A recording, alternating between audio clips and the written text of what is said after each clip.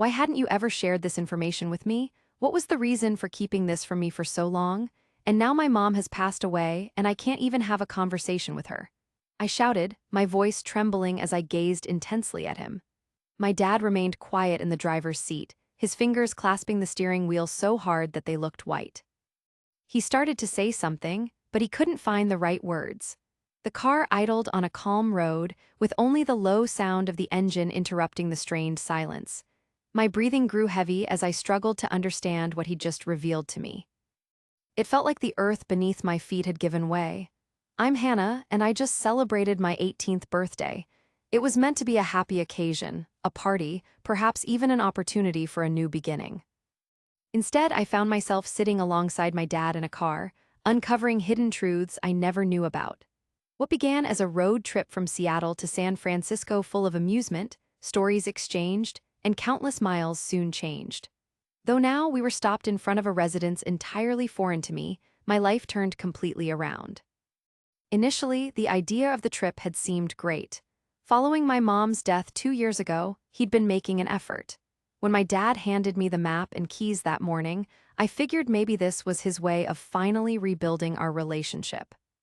Strained meals, brief conversations about school, the occasional nice remark, but nothing like this. A trip on the road, just the two of us.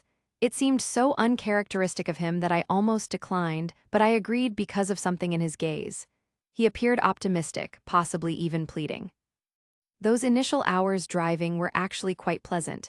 We chatted about the music I love, spots we hope to visit, and even touched a bit on my mother. He mentioned her repeatedly, even more than usual, and while it stung, it also had a strangely soothing effect. But as we put more distance behind us, our discussions became more serious. He began saying sorry again and again for the way he treated me back then, for the things he felt bad about, and how desperately he wished he could have made different choices. At first, I figured it was simply the sadness he was experiencing expressing itself, but the nearer we drove to San Francisco, the more uneasy I became. I could sense that something was about to happen. The first evening, we pulled into a little motel on the side of the road. It wasn't fancy, just a bed, a barely functional heater, and the constant buzzing of a vending machine right outside. We had supper at a nearby Greasy Spoon, and I saw that he was attempting to maintain a light tone, but I also saw something in his expression, a burden that he couldn't completely conceal. I asked him, "Are you all right, Dad?" as we sat facing one another, with the bright lights making the diner seem even colder than it actually was. He paused, his fork held halfway to his lips. He replied that he was fine, but his tone of voice said otherwise. He coughed slightly and produced a forced, unnatural smile. I said I understood it had been a tiring day. I acknowledged his statement with a nod, but in my heart, I wasn't convinced. He was concealing something from me, and I was starting to suspect that this journey was about something other than simply celebrating my birthday. I noticed him sneaking peeks at me as we made our way back to the motel, almost as if he had something on his mind, but the words just wouldn't come. I decided to let it be. At least for the moment. Once inside the motel room, I slipped off my shoes and perched on the side of the bed, observing Dad as he removed his jacket and draped it over the chair. The only sound that disturbed the quiet between us was the low buzz of the heater. I just couldn't stand it any longer. "Dad," I started, my voice quieter now, "what's with all the secrets? It feels like you're keeping something from me." He paused, facing away from me, and let out a long breath. "Now isn't a good time, Hannah," he responded, shaking his head. "We'll have this conversation when we arrive in San Francisco."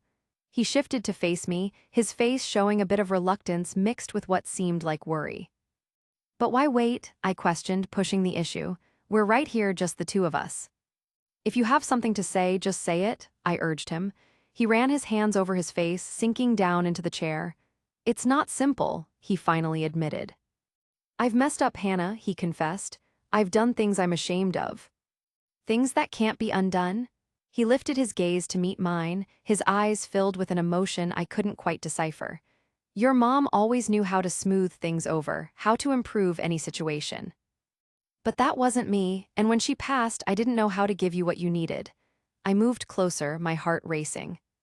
"What exactly are you trying to say?" I asked. "You have been trying. Sure, it hasn't always been great, but I can see you've been making an effort. Why are you being so critical of yourself? He gave a short, mirthless chuckle. Putting in effort just doesn't cut it anymore, not after all that's happened. If only I could turn back time and handle situations in another way. I got so wrapped up in my own suffering, my own shortcomings, His voice faded away as he glanced down at his hands. I don't want you to get the wrong impression and think I didn't have any affection for you, Hannah, because I truly did. Your mother and I both felt that way. Though there were times when I was at a loss for how to express it properly. I sat there, taken aback by the genuine truthfulness in his tone. Dad, I stated softly. I'm at a loss for words, I honestly don't know what to say. He gazed at me, a sorrowful grin forming on his face. You're not required to say anything, honey. Just understand that everything I've been doing on this journey, everything I'm about to reveal to you, stems from my desire to correct my past mistakes. That evening, as the room became silent, and my father's regular breathing indicated that he had drifted off to sleep, I stayed awake, fixated on the ceiling that was starting to crack. My thoughts drifted to my younger years, specifically to all the instances that still caused pain no matter how long ago they occurred. It wasn't that my dad was always mean, but he was consistently detached, as if I were an obligation he just couldn't manage properly. I considered the moments when my dad raised his voice, over messes, uncompleted tasks, or report cards that weren't quite flawless. The severity in his tone felt like a physical blow, leaving me feeling diminished and insecure, even when my mom would intervene to try and calm things down. Those disagreements escalated into huge fights, and I could feel how annoyed he was with me, even though I never quite grasped the reason. I tried to recall times when we were close, but they were few and far between. Mom was my constant support system through all of that. She always assured me I was good enough and loved me unconditionally. Absent her presence, it felt like I was facing a tempest on my own. She was everything my father wasn't. She possessed this ability to make every single moment feel meaningful, like the universe paused whenever she glanced in my direction. Her embrace had the ability to make any terrible day disappear, and her laughter was the type that resonated throughout an entire space. She never yelled, not even once, even when I made mistakes. Instead, she'd sit alongside me, discuss things, and ensure that I felt important. Her death felt akin to losing the sun. Nothing has felt quite as comforting or radiant ever since. Just thinking about her helped me to unwind, and eventually I drifted off to sleep.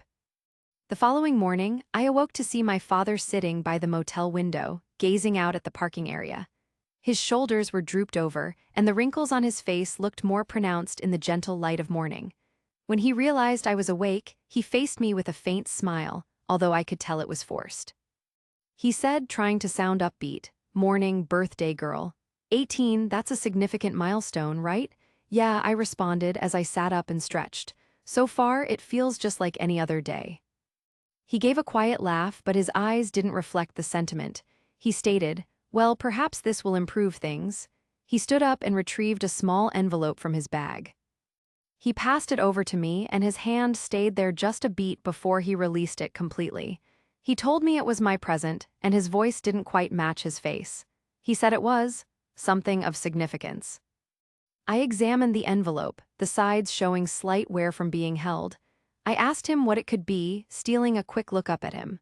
For a second there, his expression seemed to crack, and he looked like he was struggling to find the best way to explain it. He finally spoke, telling me to wait, his voice dropping lower. He told me not to break the seal until we arrived in San Francisco. He tried to smile again, but it looked forced, as if he was holding back a piece of himself. He needed me to promise him, Hannah. I agreed, carefully stowing the envelope inside my bag. I said, "Okay, I give you my word."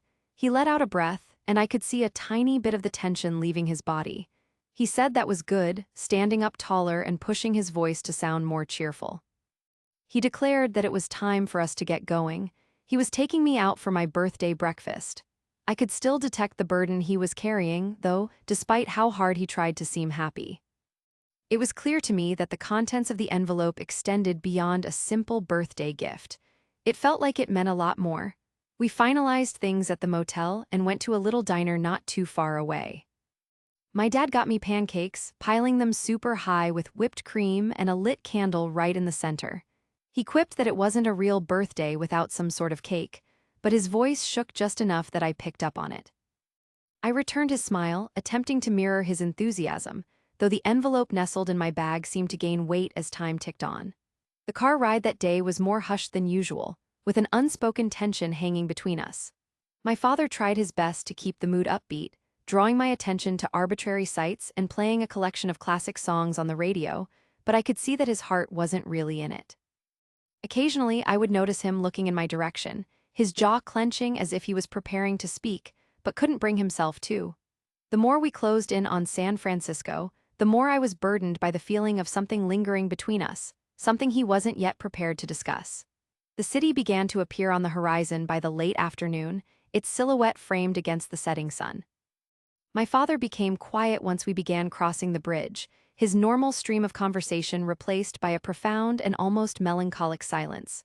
I was watching him subtly, noticing how his grasp on the steering wheel became firmer as the car maneuvered through the traffic. "We're nearly there," he stated eventually, his tones subdued. "We're going to check into the hotel first." After we drove into the parking area of a simple hotel on the city's edge, he parked the car and remained there briefly, staring directly forward. "Are you okay, Dad?" I inquired, my voice hesitant. He nodded promptly, though his gaze conveyed the opposite. "Just weary," he mumbled. Before I could utter another word, he exited the car, taking his luggage and going toward the entrance. I trailed behind him, with my heart thumping loudly because I had this feeling that what he was about to tell me would alter things significantly. Once we were in the hotel room, my dad tossed his suitcase near the entrance and took a quick peek at his wristwatch. He suggested I unpack my stuff, and his tone was more upbeat than it had been that whole day. "There's somewhere I want to show you this evening." I stared at him inquisitively as I put my suitcase down on the bed. "Somewhere? What sort of somewhere?" He offered a weak grin, steering clear of my eyes. "It's just a unique spot. Have faith in me, you'll enjoy it." He spoke softly, but I could sense a hint of unease in his voice. Even so, I hoped it would be something positive. Perhaps this was his way of acknowledging my birthday after such an unusual day. "All right," I replied, giving a little shrug. "Give me a few minutes to tidy up." While I was washing my face, I pondered what he was scheming. Maybe a fancy meal, or perhaps a secret location that my mother used to mention. Just thinking about it brought a quick smile to my face. I allowed myself a brief moment of enthusiasm, thinking maybe tonight could become the fond memory I'd been yearning for. Once I was ready, we went out into the city. The streets were bursting with life, with neon lights blinking against the fading daylight, and the murmur of voices and cars filled the atmosphere. My dad was silent as he drove, carefully steering through unknown streets with a serious look. So I asked, attempting to make things lighter, "Will you give me a hint where we're going, or is this all part of the big surprise?" He looked at me for a second and a slight smile played on his lips. It was a surprise, or so he told me, his voice taking on a gentler quality than I was used to. "Just relax and take it all in." I settled against the glass, watching the cityscape rush by in a hazy stream. For a split second, I gave myself permission to think this might be a positive experience, that he might have orchestrated something wonderful just for me, perhaps a nice place to eat, a famous spot, or maybe even a place that brought back memories of my mother. However, the quieter the roads became and the less impressive the structures surrounding us were, I could feel that well-known feeling of anxiety beginning to bubble up once more. Eventually, we made a turn onto a skinny, poorly illuminated road, bordered by small, run-down-looking residences. My father decreased the vehicle's speed, his gaze carefully examining the digits painted on the peeling mailboxes. "We're here," he said quietly, as he parked the car in front of an unpretentious, time-worn house displaying peeling paint and a drooping entryway. The motor went silent as he switched it off, and for a brief moment, the quiet inside the vehicle was overwhelming. I wrinkled my forehead, looking around at my surroundings. "This is the place?" I questioned, a hint of bewilderment in my tone. "What's going on?" I had been anticipating a restaurant, a green space, something celebratory to commemorate the day, not this location. My father didn't respond immediately. He only focused his attention on the house, his digits clamping down on the steering wheel again. "I have something I need to tell you, Hannah," he stated at last, his voice quivering. "And it won't be simple to hear." My lungs felt constricted as my eyes went back to meet his. "What is it, Dad?" I inquired carefully. "You're worrying me." He exhaled unsteadily, finally letting go of the steering wheel.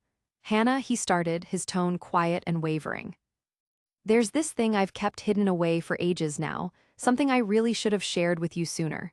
He stopped talking for a second and brushed his hand across his thinning, gray hair. You know, after your mother passed away, I must have considered telling you this a countless number of times. However, each time I found a way to convince myself not to. I'd tell myself that the timing wasn't right or that it would just cause you even more pain. But if I'm being honest, I was just plain frightened. I was terrified of the expression on your face once you knew the truth. I was afraid of the implications it would have well, for us. I remained quiet, feeling my throat constrict as I watched him struggle to find the right words.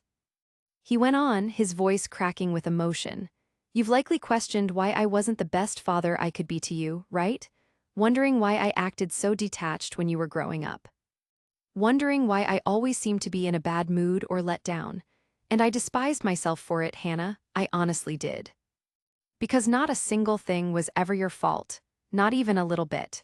He inhaled deeply again, holding onto the steering wheel so tightly, as if it was the only thing anchoring him to reality.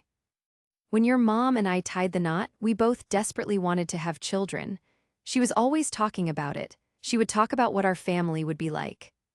She would talk about how much love we had to share, but we couldn't have kids, I wasn't able to. And that shattered something deep inside me.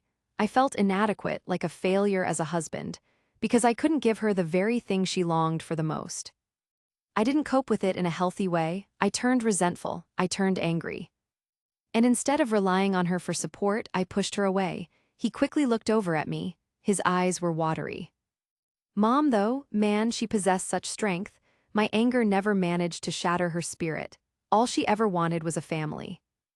And she showed me how adopting a child could be just as fulfilling as having one that was biologically ours. Of course, she had the right perspective. She usually did. However, initially, I couldn't accept it.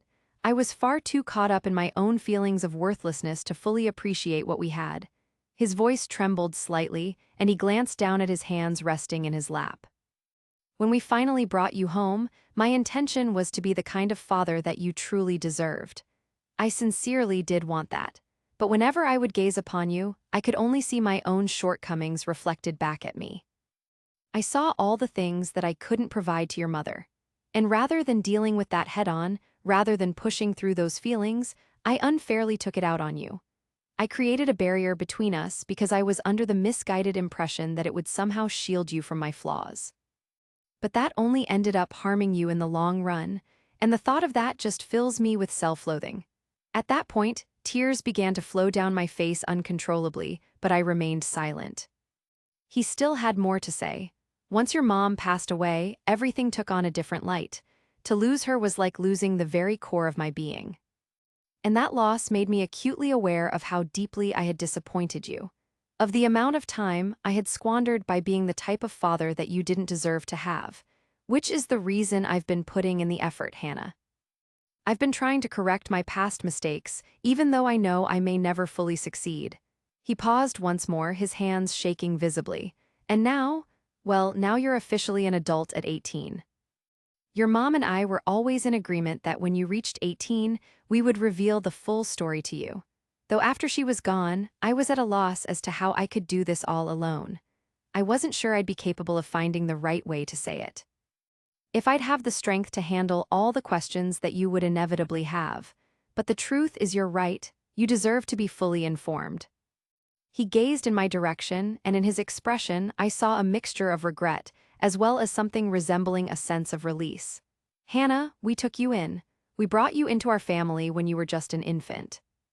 Your mother and I had intended to let you in on this information, but we had wanted to hold off until you had reached an age where you could grasp it. And now, well, this is happening. I remained there, completely still, as the words continued to bounce around inside my mind. A child taken in. It was like the earth had suddenly shifted, and I was struggling to regain my footing. I attempted to speak, but I couldn't seem to force any words out. My father remained motionless, his hands still shaking as they lay on the steering wheel. Hannah, he murmured gently, his voice cutting through the quiet, I realize this is a lot to take in. I understand that it's unfair to just spring this on you out of nowhere like this, but I just couldn't keep it concealed from you any longer. The car felt close and stuffy, the atmosphere heavy with everything he had just revealed. I was unable to meet his gaze. I couldn't do anything except focus on the house standing right there. The flacking paint, the unkempt grass, it all became indistinct as my eyes began to fill with tears. What for? I was finally able to force the question out. What reason could you possibly have for waiting this long to tell me? And now that my mother is gone, I don't even have the option to ask her about it. I can't even discuss it with her. My voice broke, and I felt the overwhelming burden of it all making it hard to breathe. My dad lowered his head, his shoulders slumped over as if the impact of my words had been a physical blow. "I know," he said softly, his voice thick with emotion. "I'm aware that my timing on this wasn't the best. Your mother had hoped to share this news with you earlier in life. She felt we should have revealed this a long time ago when you were just a kid, but I just—" He let out a sigh, clutching the steering wheel tightly once more. "Honestly, Hannah, I was too afraid. I simply couldn't figure out how to deal with all of this. After she passed away, I wasn't sure I could even begin to talk about it without her being here." I shifted to face him, my voice shaking with a combination of fury and grief. "And this house? What's the deal with this place? Why have we come here?" He struggled to swallow, keeping his gaze focused on the dashboard in front of him. "This is where your real mother lives," he explained, choosing each word carefully. "Our hope was, we were thinking you might be curious about your background, who your birth mother is, but ultimately it's up to you how you proceed. Whatever you choose, I'll be there for you." And right before I could respond, my dad gestured in the direction of the glove box. "Grab the envelope," he requested softly, his voice now a little more composed, though still filled with feelings. I paused for a moment, then leaned over and opened the glove compartment. It was right there, just where I had put it earlier that day, now carrying a significance that I hadn't grasped until just now. "Go ahead and open it," he repeated, his eyes fixed on the road, not looking at me. Carefully, I slipped my finger under the sealed edge and unfolded a solitary sheet of paper.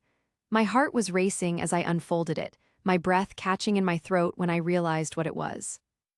It was my birth certificate, my original, official birth certificate. The name listed under Mother was not the name of my mom. The name was unfamiliar to me, inked boldly and unyielding. I just gazed at it, the words kind of blurring together on the paper. "What is going on here?" I questioned, my voice barely audible. My father sighed heavily, eventually turning his gaze to meet mine, his eyes showing a blend of sadness and regret.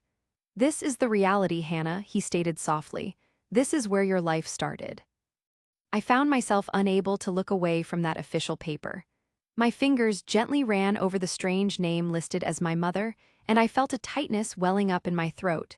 It all seemed so unreal, like I was observing the story of someone else's existence. "This isn't actually happening," I managed to say, my voice trembling slightly. "How come you never told me this sooner? What made you and Mom keep this a secret from me?" My dad's posture sagged as he let out a long, uneven breath. "Your mother and I figured that we were making the right decision," he explained, his voice sounding burdened. "Your mom and I had planned to wait until you were mature enough to grasp it all, but the years just kept going by, and then she passed away, and I just couldn't find a way to tell you by myself. I was afraid of losing you, Hannah. I worried that you would despise me for concealing the truth." While I was sitting there, trying to make sense of the words on the birth certificate, something caught my attention. There was a movement inside the house. A shadow flitted across the curtains of the front window, and for an instant, it seemed like I saw someone peering out. I gasped softly and on impulse gripped the paper harder, as if it could ground me amid the storm of feelings. "Is that really?" I started to ask, my voice so quiet it was nearly silent as I faced my dad. His head bobbed up and down slowly, his eyes glued to the building. "That's her," he murmured. "Your birth mom." His words seemed to linger in the atmosphere, dense and weighty, as I pivoted back toward the building, my thoughts going a mile a minute. I was overwhelmed by countless questions, yet I couldn't voice even a single one. I found myself completely unable to break my gaze from the house. Once more, the curtains moved, and this time the figure remained visible for a moment longer, their shape barely discernible against the soft light of a lamp within. My heart constricted, and I experienced a peculiar sensation, a mix of curiosity, apprehension, and resentment all bundled together. What should I do? I wondered aloud, almost talking to myself. My father didn't respond instantly. He remained still, his hands placed on the steering wheel, and his face betrayed no emotion. "It's up to you, Hannah," he eventually stated, his voice consistent but gentle. "I brought you to this place because I believed you deserved to be informed, but whether or not you choose to meet her is completely your decision. Regardless of your choice, I'll be right here." Now, I find myself in this car with all the certainties of my identity completely shaken. My dad's sentence continues to play repeatedly in my mind.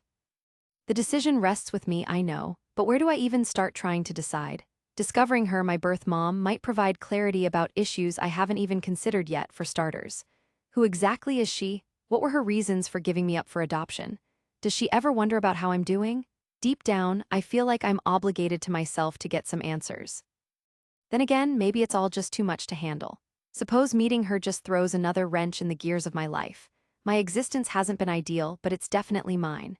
I grew up with a mother who showered me with love and a father who's now making the effort to be the parent I've always craved. What if introducing her to the picture messes everything up? What if she has no desire to meet me, or something even worse? Or what if I meet her and nothing changes at all? I'm completely lost on what to do. This choice feels too significant, too immense, and I can't help but question whether I possess the fortitude to confront the repercussions. And that is precisely why I'm reaching out to you all. What would you choose to do if you were in my shoes? Would you knock on that door and take the plunge? Or would you just keep driving and continue with the path you've already set? Please, let me know what you're thinking in the comments. I'm really in need of any and all the guidance I can get.